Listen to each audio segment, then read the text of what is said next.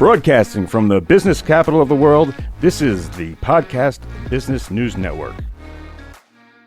All right, guys. Hey, welcome back. I got a special treat for you today because I am actually, if you guys are usually listening to the radio part of it, I'm actually live with Kathryn Lancioni, who is here with me.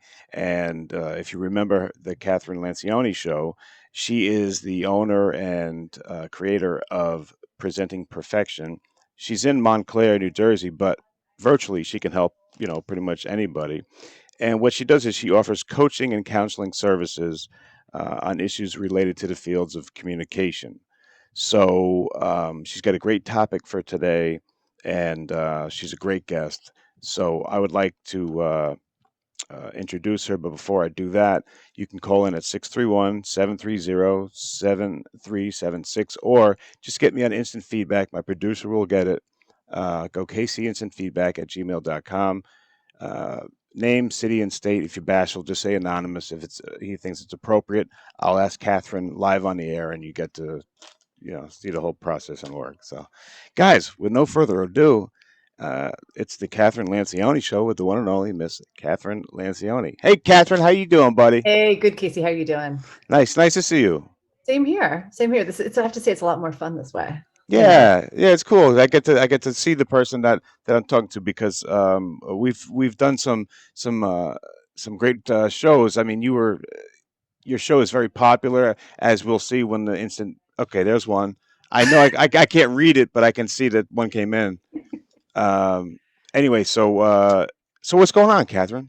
So I thought, the past couple of weeks, we've been talking a lot about sort of interpersonal relationships, and we've covered everything from dating to talking to your kids and stuff like that. So I know a lot of people that listen to the show have their own businesses. So I thought we could start off today by talking about, if you have a business, like what's the best way to advertise it? What's the best way to build the brand? Great idea. Yeah, because it's something that I think a lot of people struggle with. And as businesses are starting to emerge from COVID, now is like the time to really think about like what your company did before COVID. Was it working? And if not, kind of recalibrate and try to take it into a new direction. So I thought we could talk about that. That's a great idea because some people are even trying to get back in. Been That's closed, right. And now they got a little funding or whatever and trying to recreate. Yep. But maybe you can tell us what some people are starting from scratch. They are. And I think, scratch is not a bad place to start from because you sort of have a blank piece of paper. Yeah, redo. Right, you can redo. Yeah. And, I think everybody has been, as we talked about, everyone's been trying to just get back to normal. But for a lot of businesses, what was may not be where you want to go in this kind of post-COVID, post-pandemic world. Everything has gone digital. Everything has gone digital. Media has gone digital. Advertising has gone digital. Conversations have gone digital. And that's not going to go away. And so I think for businesses that had an online presence, now is a great time to think about, okay, what were we doing? Where were we being effective? Where weren't we? How can we readjust? And for a company that didn't have a website or didn't have a Facebook page or didn't have any digital presence at all, it's a great time to really think about, okay, like we probably should have some sort of social media web presence. What makes sense for our customers? Because this whole digital world that we live in is here to stay. And the pandemic only underscored why it's here to stay. Yeah. And I just heard just a couple minutes ago, Home Goods finally has a website. They didn't have it before this. I did not know that. I knew that Marshalls and TJ Maxx, kind of their parent company, had them, but they were slow to get there. But that's so interesting that they didn't have one. All the Can you believe stuff. That? Yeah. I mean, even like take 2 years ago, before this thing ever happened, you don't have a website in your Home Goods.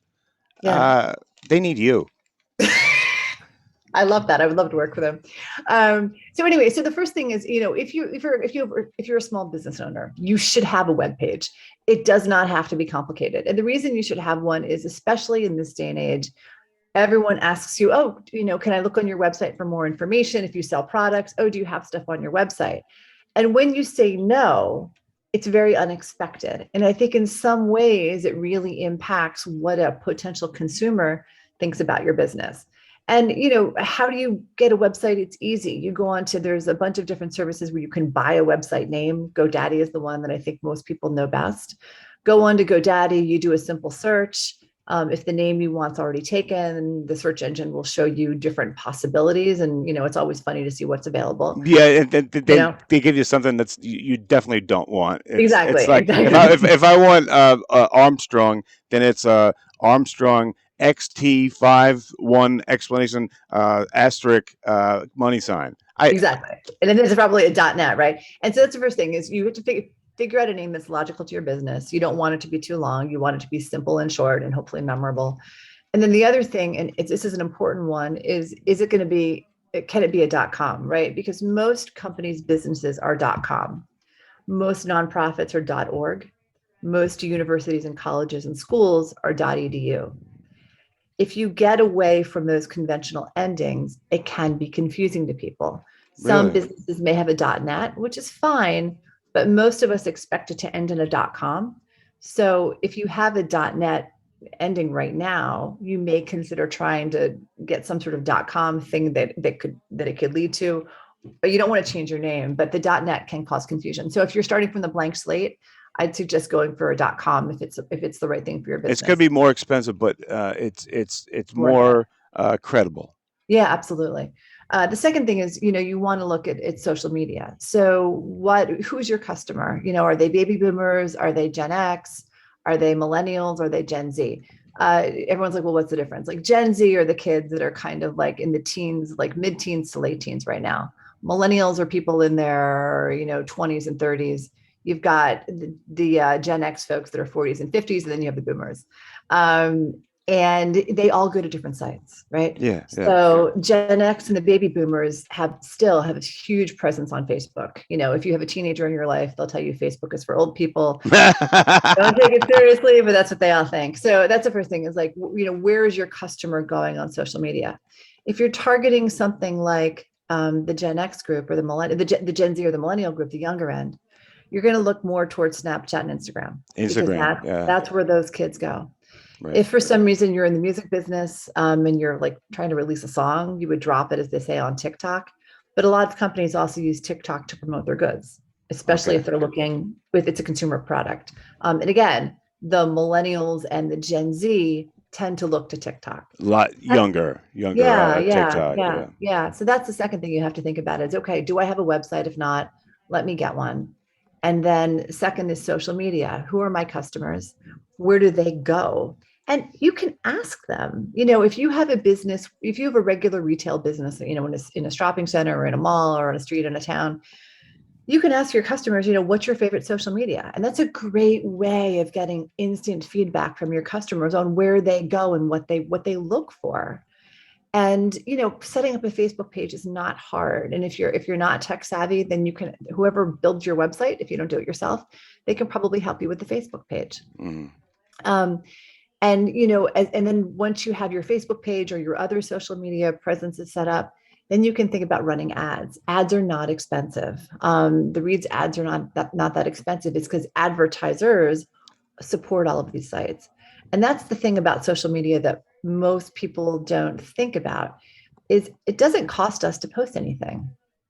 It could cost us to run an ad. But if you want to put a TikTok, thing up there promoting your business, you can do it and it doesn't cost you anything. If you want to do a YouTube video promoting your business, you can put it up and it doesn't cost you anything.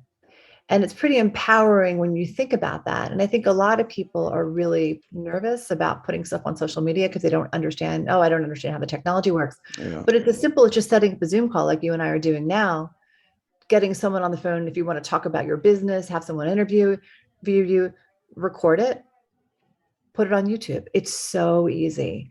And I encourage people that are really thinking about, how can they put their business online? How can they make it digital?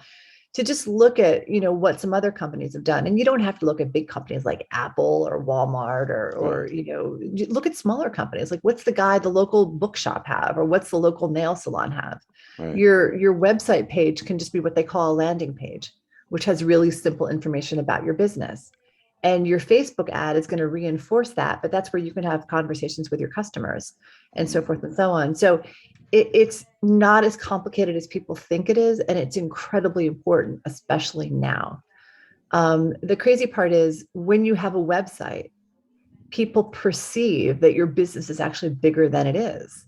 And it gives you, for some reason, it gives you instant credibility. Whereas if you don't have a website, it causes confusion for people because we just all expect a business to. Totally. Right. And then I wanted to ask you too, um, one thing that I don't know if you told me or it was someone else, but if you run a business and say it's my name is Casey, so it's Casey at um, you know uh, airplane seats.com. That's my business, airplaneseats.com.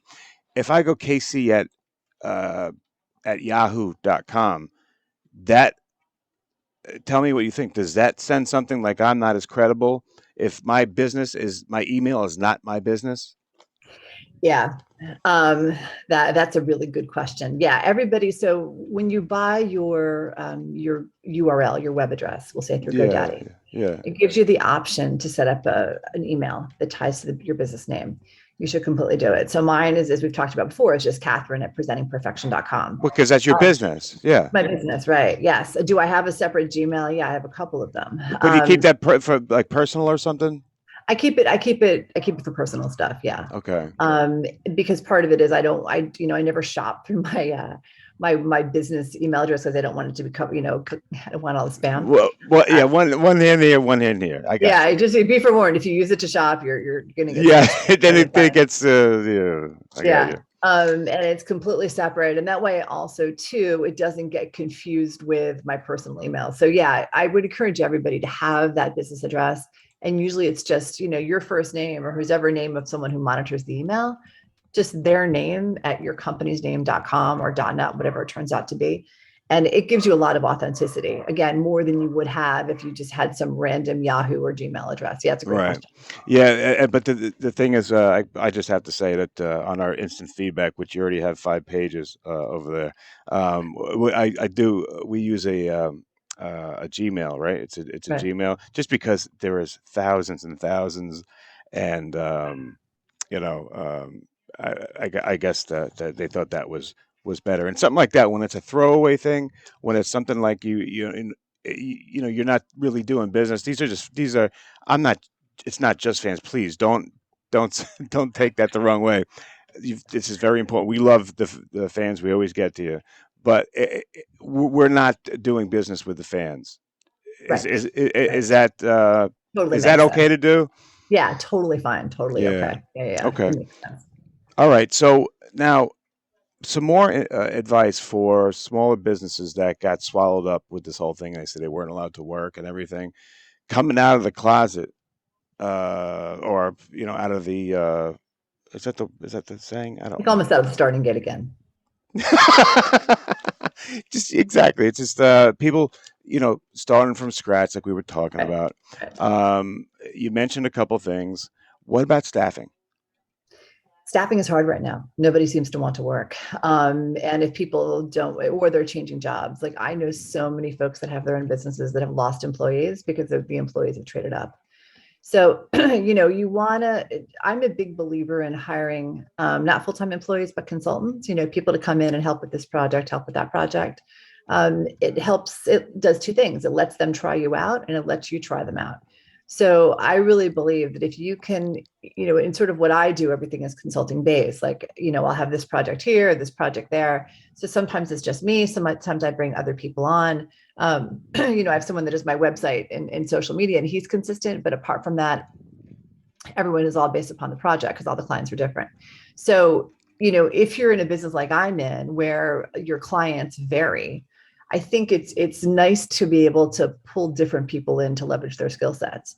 If you have a business where you're a retail shop and have, 9 to 5 hours, 9 to 7 hours, whatever, and have people that come in and out of your business, it's hard right now to find those people to staff it and support it. And I even I've heard a lot of people, they get a couple of folks who agree to work for them. And then 4 weeks later, the people trade to another job.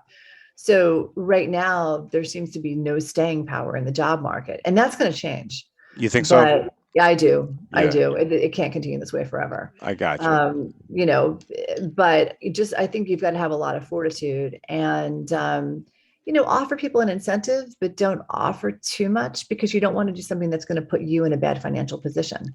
Right. Um, that's just really important to think about. Yeah, because you got to keep your promises. Hey, Mr. Producer, I know you've been trying to tell me that you have like 5 pages over there, but we'll save them. What do you got, man? We have Octavius from Nevada. They go, That's a nice name. yeah. My uncle wants to start an Instagram food delivery service where he makes and transports food to the client. We're out in Cali, so there's a lot of competition, but rather than ask you what we should do, I want to ask you what not to do when trying to build a buzz for the business. Can I stop you for 1 second? Don't be Yeah. DoorDash. Don't be Grubhub. Don't be Grubhub because they're all horrible and they never find my house. So Don't be sorry. Uber Eats. Yeah, exactly. No, I totally agree with you. So I was going to say the first thing is don't compare yourself to everybody else. Don't, if you're doing a social media campaign or you're doing some sort of advertisement on Facebook, don't try to compare yourself to Grubhub or Uber Eats or DoorDash because you're different. Figure out what it is that you can make yourself unique about. Maybe, and it's one thing, like I don't use Uber Eats anymore because I found out how much they take away from the food, right? They take, like, if people don't know this, they take something like 30% of the order. So if you say, just for easy math, order, sushi that costs $100, the restaurant doesn't get that $100. They get 70. And in some cases, it's even more. And when I heard that, I just thought that was so appalling, It especially is. It's at a gross. time when businesses are trying to, yeah, it's struggle. It, Exactly. it's like what do they call it? Gouging. It is. It's totally gouging. So, figure out what it is that you want to make your differentiator that I think, supports the folks whose food you're delivering and supports your own business. And then go with that. Don't compare. Focus on what you want to be your definer, what you want to make you unique, and go with that. And the thing with a food delivery service is, you're going to get people from the teenager up to the senior citizens that order from you. So you want to make your appeal universal enough so that it touches all those ages. And you want to make it easy because the easier it is to order, the likelihood the more customers you're going to get. Great point. Great information. And you're 100% right. I looked the other day. Something was $20. I paid 40. It's just that's not fair. It's So not. maybe this No. person, whoever just wrote in, go do your thing, man. Fix it up. Mr. Producer, what else you got? We have Robin from New York. My boyfriend and I work at the same job and in the same department. A couple of weeks ago, we were discussing our pay, and I realized he's getting more money than me. I fear that I, I fear that if I expose the inequality in our pay, our colleagues will realize we're dating. My boyfriend has begged me not to say anything, but I'm too upset not to. Is there any way I should approach this situation? It's all So you, buddy. okay. So first of all, sadly, that seems to be the case in most industries. Men seem to be paid more than women in many places, and I know that companies and the workforce in general are trying to work on that. But that's not. Please don't let that think that your employer is not the only one who's doing that. That's systemic. This is happening a lot. Oh yeah, yeah, absolutely. I mean, you see it. You see it in professional sports. You see it in any type of industry. It just kind of is the way that it is, and it's not right, but it just kind of is what it is for now.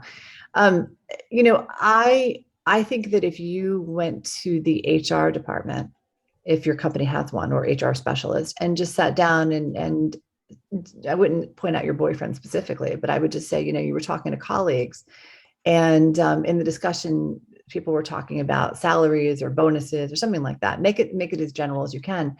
But it came out that the guys were making significantly more than you were. And you just find that incredibly frustrating because you're putting forth as much effort as they are, and it probably in some cases more, and you feel like you deserve equal pay. That's how I would approach it. I think if you're general enough in the way that you talk about it, and they may ask you, well, who told you that? And it's like, what, I'm not comfortable disclosing that. You could That's okay to say. like, That's okay to say something like that. Yeah, I think so. Yeah. All right. Kathryn Lancioni, you're a great guest. I you know what my grandmother says when she wants to hear from me? She says, Casey, you have the floor. Well, Kathryn, you have the floor right now. Anything you want to leave us with, and then please tell us where we can get a hold of you and what you got going on. Okay, you got the floor, my friend. Excellent. So I think, to kind of wrap up what we talked about today, if you have a business or you're thinking about revamping your business or launching a business, first thing you want to do is think about what makes you unique. The second thing you want to do is think about, okay, who's your customer? And what do you mean to them, or what do you want to mean to them? Third thing is you want to figure out from a digital perspective, how can you both most connect with them?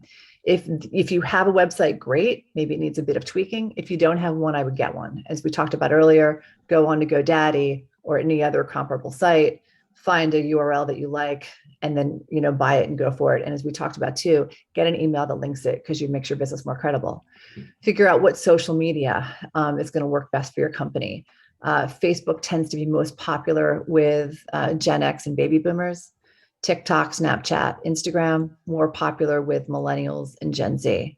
And there are people that kind of float between all the social media platforms. Post content, create your own content and post it. It's easy, it's simple. And you can just do it with a friend. You hop on a Zoom call, you record it, you post it. Make sure that what you're talking about relates to your business. Make sure that it's additive to kind of the brand that you want, what you want to communicate. But the only person that's stopping you about putting your brand online is you. And trust me when I tell you, it's so much easier than you think it is. And in this day and age, a digital presence gives a business legitimacy. Does it mean everything should be digital? No. You could still have flyers. You could do table at community events if that's right for your business. But you need to have that balance of traditional techniques and a digital platform to make you credible to the customer. That's just the way that it goes. So if you like what we talked about today, check out my website, which is presentingperfection.com, spelled just the way it sounds.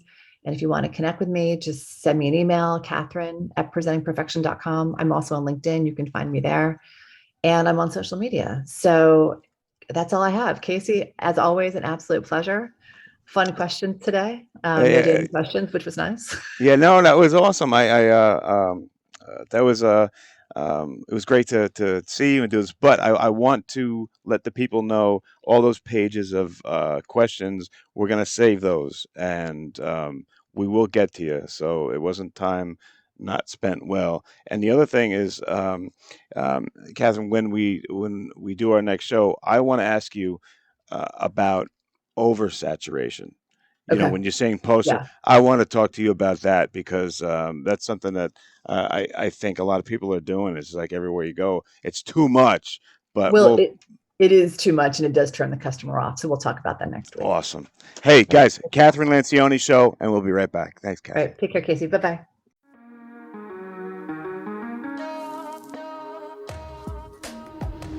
Broadcasting from the business capital of the world, this is the Podcast Business News Network.